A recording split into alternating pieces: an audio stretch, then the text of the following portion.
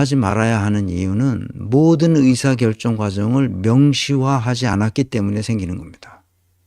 명시화하라는 것은 나도 알고 너도 알고 우리 모두가 아는 것을 알게끔 하는 것을 말합니다.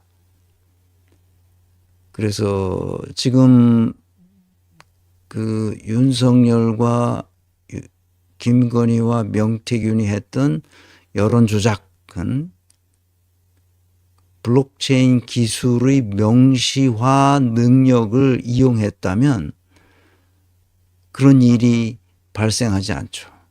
그러니까 그 임시번호를 만들어 가지고 그거 가지고 이리저리 그 당원들의 성향을 분석해 가지고 그 성향에 따라서 여론 조작을 할 수 있게끔 만들어졌기 때문에 이제 문제가 되는 거죠. 그러니까 모든 의사 결정 과정을 명시화하면 됩니다. 그것도 여론조사도 사실은 그렇게 어렵지 않은 건데 그것을 어렵지 않으니까 그냥 쓱쓱쓱쓱 조작해 버린 거죠. 그 문제가 심각합니다. 그래서 177강에서 했던 비트코인, 블록체인의 명시화 기술, 이것이 우리 민족을 구원할 수 있을까 질문했을 때 나는 그럴 수 있다. 나는 그렇게 할 수 있다. 이렇게 생각합니다. 의사결정 과정을 명시화하라는 것은 기득권자들 때문에 그렇습니다. 이 기득권을 명시화해 줘야 돼요. 너는 어디까지 기득권을 행사할 수 있다. 그것은 기득권을 행사한 결과로서 사회적 성취가 일어나야 되기 때문에 그렇습니다. 그래서 명시화한다는 것은 무슨 뜻이냐? 그것은 explicitation 한다는 거죠. 모든 것을 투명하게 만들어준다는 거예요. 그래서 자기 것화하는 거예요. 지금 김건희가 좀도둑처럼 이것저것 국비를 뜯어먹고 있잖아요. 21g서부터 시작해가지고 이것저것 해서 무슨 마음 건강 무슨 프로젝트 뭐 이런 거 아주 좀도둑처럼 다 뜯어먹고 있는데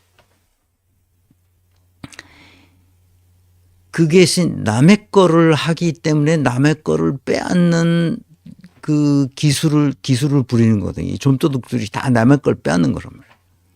국고를 이렇게 쥐새끼처럼 다지면서 솔솔 뜯어먹고 있는 거란 말이에요.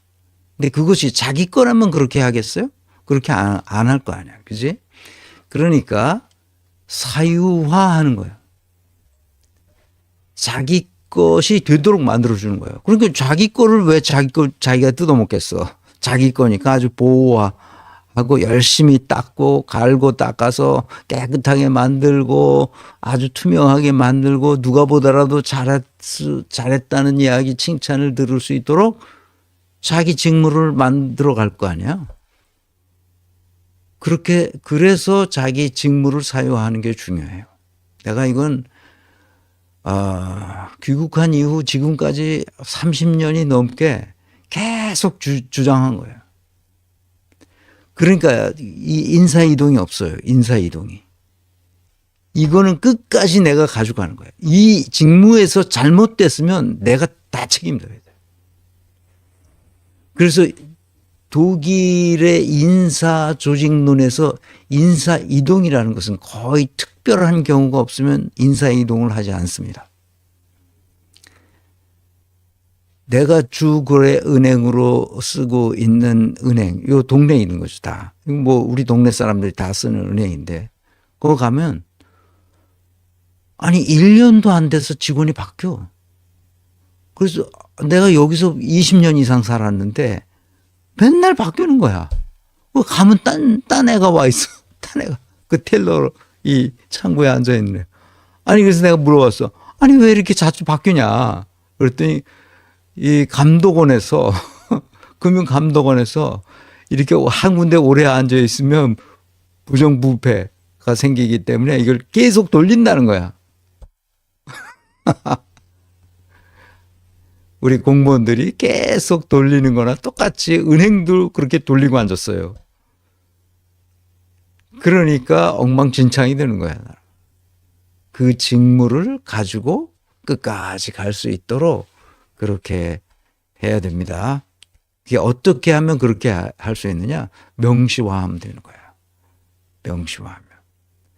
그래서 그 직무를 언제까지? 정년 퇴직할 때까지 하면 됩니다. 독일은 판사들도 정년 퇴직 때까지 그 자리에 앉아 있어요. 뭐 특수하게 이제 다른 곳으로 자기가 원해서 특별한 사정이 있어서 그쪽으로 가는 경우도 있습니다. 그렇지만 대개의 경우는 거의 안 갑니다. 그 자기가 지방법원 판사 하다가 그 자리에서 고등법원 판사로 가거나 뭐 그렇게 뽑혀서 갑니다. 자리가 비면 반드시 뭐 합니까? 반드시 공개 채용을 합니다. 반드시 공개 채용합니다. 승진시키지 않습니다. 공개 채용. 공개 채용을 어떻게 하느냐? 이것도 나중에 말씀드리겠습니다. 오늘 참고로 예전에 한 강의했었을 때 알려드린 통째로 버려라. 가비지 페일, 그러니까 쓰레기통의 안과 밖을 잘 정리해야 됩니다. 근데 그걸 잘 못하죠. 제가 그 프리츠 펄스에 대해서 얘기했는데 이 책은 지금 사기가 어려운 모양입니다. 오래돼서. 하여간 영어로 돼 있는 이 책도 아주 재밌게 봐서 영어로 된 책도 가지고 있는데 이 책의 핵심 내용은 이건 아니에요. 이건 내가 이 다섯 가지 게슈탈트 심리 치료의 이 다섯 가지 분노, 슬픔, 불안, 죄책감, 수치심, 이것이 이 책에 나온다는 얘기가 아닙니다. 이것은 다른 데 나오는 건데 사회심리학에서 나오는 거긴 하지만 이 사람들은 게슈탈트 심리학이라는 새로운 영역을 이렇게 만들어낸 선구자가 몇 명 있는데 그 중에 한 명인데 우리에게 많이 알려진 사람은 프리츠 펄스죠.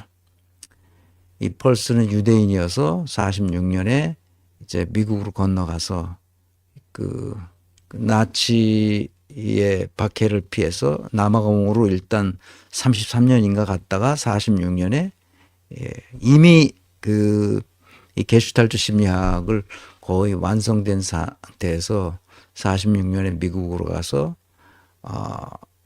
몇 가지 아주 좋은 책들을 많이 냈습니다. 우리말로는 이제 번역된 게 거의 없는데 그래서 알려지진 않았는데 이 사람은 아주 굉장히 훌륭한 사람입니다. 게슈탈트 심리치료에서 가장 중요하게 생각하는 것은 바로 전체와 부분을 이해하는 겁니다. 전체와 부분을 이해한다는 말은 전체는 부분의 합보다 크다는 겁니다. 항상. 그래서 전체와 부분은 다른 거예요. 부분을 다 합해 놨다고 해서 전체가 되는 게 아닙니다. 그래서 전체를 이해하는 게 중요해요. 왜 프리츠 펄스가 이런 생각을 했냐면 독일인들은 내가 독일 친구들이나 독일 사람들하고 이렇게 살아보니까 이 부분에 대해서 세밀한 관심을 갖는 사람들이에요. 그 부분에 대해서 세밀한 관심을 갖는다는 건 뭘 보면 알 수 있냐면 기계장치를 만든 걸 보면 알아요. 독일제 기계장치는 망가지지가 않아요. 오랫동안 갑니다. 그러니까 자동차 산업이 이 독일제 자동차가 전 세계인들에게 인기를 끌고 엄청나게 비싸도 독일제를 사려고 하는 것은 오래 가기 때문입니다. 근데 그 부품을 정말 잘 만들어요. 그게 그 기계 장치들을 잘 만드는 그것은 이 부분에 대한 그 부품에 대한 그 압도적인 이해와 기능을 가지고 있기 때문입니다. 그런데 왜 이 사람은 전체를 자꾸 말하느냐? 독일 사람들이 부족한 점은 전체를 아울러서 보는 능력이 한국 사람보다 부족합니다. 그것은 같이 공부를 해보면 알아요. 같이 세미나를 해보면 압니다. 이 부분을 지적해 항상 독일 사람들은, 독일 학생들은.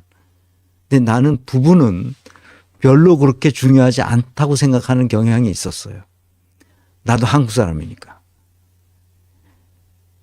한국 사람은 이렇게 쭉 보면 이렇게 전체를 파악하려는 그런 기질이 있습니다.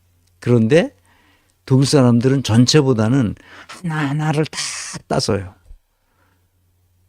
그래서 전체를 보는 힘보다는 부분의 그 작은 것들을 보는 것에 대해서 굉장히 강력한 힘을 가지고 있어요. 사람마다 다 다르겠지만 전체적으로 그렇단 말입니다. 그러니까 게슈탈트 심리학은 게슈탈트라는 것은 전모, 전체, 그 구조 이런 걸 따지는 겁니다.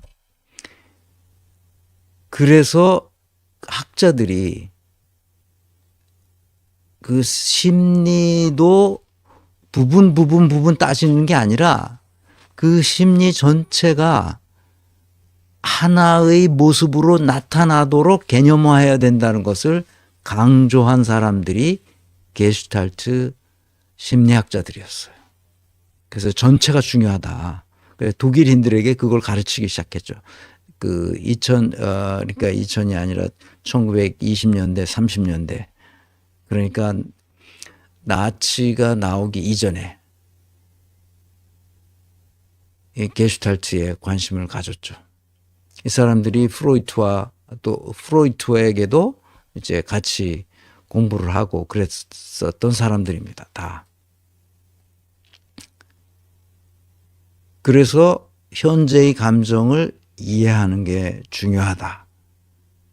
그래서 자기를 인식할 수 있도록 유도함으로써 자기의 삶이 분노와 슬픔과 불안과 죄책감과 수치심으로부터 벗어날 수 있도록 하는 거예요. 그게 임상심리학 하시는 분들 또는 상담심리학 하시는 분들에게 굉장히 중요한 겁니다. 저는 임상심리학이나 상담심리학을 한 사람이 아니기 때문에 제가 저한테 개인적으로 상담을 받고 싶다는 사람들이 내가 그 대학원에서 학생 가르칠 때 저한테 연락을 해서 상담을 받고 싶다 그래서 내가 다 거절했습니다. 나는 그 분야의 전문가가 아니기 때문에 개인적으로 상담을 요구하는 사람들이 이 강의를 하고 나서도 나한테 메일을 보내주시고 이런 상담 저런 상담 이렇게 얘기하시는 분들인데 상담하지 않습니다. 미리 또 말씀드리지만 개인적인 지도나 개인적인 상담이나 이런 건 하지 않습니다. 그건 제 전문 분야가 아니기 때문에. 그래서 여기서 이 5가지 아삭스라고 나는 아삭스라고 이름을 붙이는데 anger, sadness, anxiety, guilt, shame. 그 중에서 이 분노는 2가지 종류의 분노가 있어요. 정의로운 분노가 있죠. 우리 민주진영에 있는 사람들이 정의로운 분노를 지금 일으키고 있습니다. 그래서 30만 내 되는 엄청난 인구가 그 서울역을 중심으로 광화문까지 펼쳐서 있는 것을 보았습니다. 그 분노 때문에 정의로운 분노죠. 근데 복수심에 불타는 분노는 본인 스스로를 망가뜨립니다. 그래서 이거는 굉장히 위험한 거예요. 이런 분노는 자기 스스로를 파괴하는 분노이기 때문에 이렇게 하면 안 됩니다. 복수심 안갚음을 해야 되겠다 이런 생각을 하는 거죠.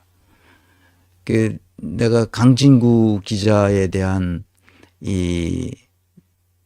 막 공격을 하는 사람들을 보고 나는 너무 불쌍해 보였어요. 그 정천수가 그러는데, 정천수는 정말 그러면 안 되는 겁니다, 사람이. 그래, 정천수를 따라서 같이 하는 사람들을 동물농장이라고 하더구만, 그 동물농장 같은 그런 짓을 동물농장이라고 거기 얘기하더라고. 그래서 그런 분노는 자기 스스로를 파괴하는 것이니까 자기 자신을 잘 이해하는 자기 인식이 필요해요. 내가 왜 분노하는지를 봐야 됩니다. 왜 분노합니까? 자기가 잘못해서 분노하는 거예요. 그래서 남이 잘못했다고 생각하는 거예요.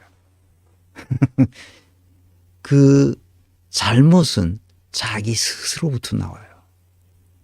그래서 자기가 손해보면 돼요. 나는 이것을 공부한 사람이잖아. 그래서 누군가 나를 조금 안 좋게 했다 이렇게 생각할 때 내가 분노가 생기지만 내가 손해보면 되는구나 그렇게 생각하고 잊어버립니다. 그리고 손해를 보면 돼요. 끝까지 내가 안갚음을 하겠다는 이 생각은 대단히 바보 같은 짓입니다. 대단히 바보 같은 짓이에요. 그러니까 멈추시기를 바랍니다. 강진구 기자만큼 우리 사회에 선한 영향력을 끼친 사람이 없습니다. 기자 중에. 내가 그의 과거를 알기 때문에 그러는 거예요. 내가 정천수의 과거를 알기 때문에 이렇게 말하는 겁니다. 정신 차리기를 바랍니다.